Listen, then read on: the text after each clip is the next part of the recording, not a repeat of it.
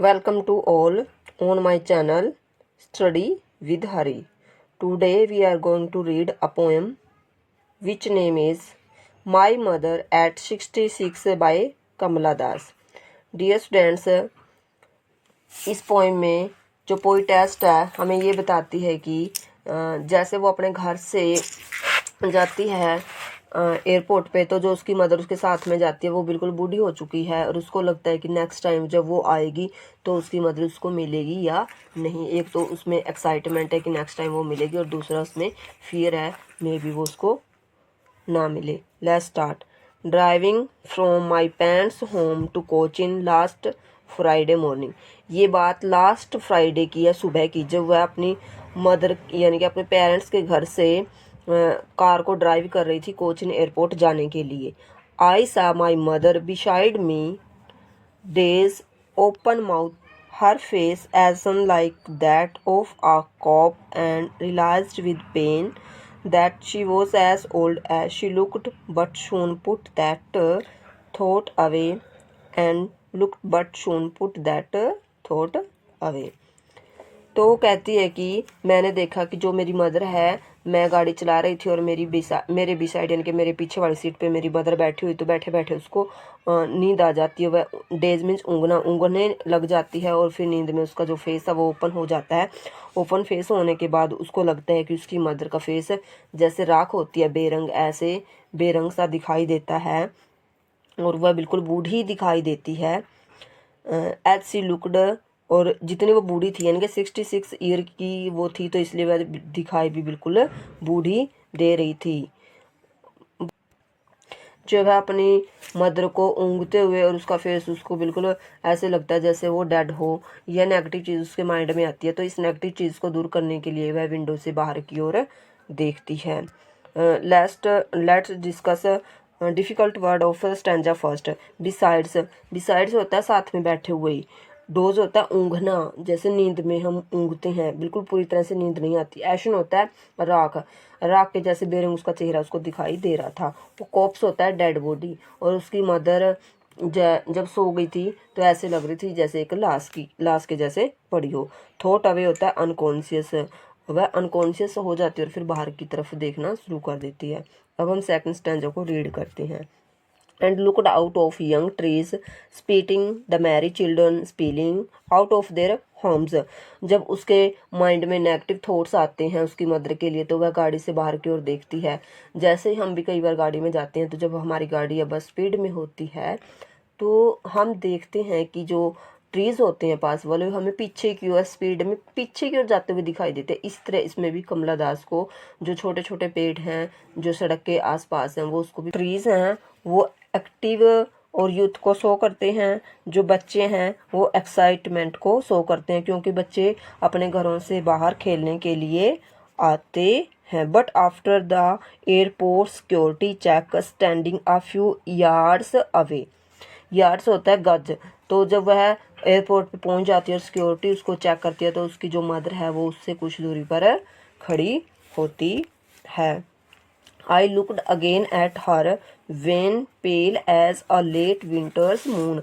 और उसकी दूर खड़ी मदर को वह झांक देखती है तो उसको वेन होता है सीकली, जैसे कोई बीमार होता है, बीमार के जैसा चेहरा। पेल होता है बिल्कुल पीला पड़ा हुआ बेजान सा, उसका चेहरा उसको ऐसे ही नजर आता है जैसे लेट विंटर मून हो। लेट विंटर मून मीन्स जो सर्दियों में जो चांद है लेट रात को दिखाई देता है, और वो भी हल्का धुंधला सा, क्योंकि वह मिस्ट और कोहरे की वजह से हमें साफ दिखाई नहीं देता। तो उसकी मदर भी उसको ऐसे लगती है जैसे मौत के बिल्कुल करीब पहुंच गई हो। अब हम इसके वर्ड मीनिंग्स देखते हैं। स्पीटिंग होता है रनिंग फास्ट, यानी कि तेजी से जो पीछे की ओर भागते हैं ट्री वो।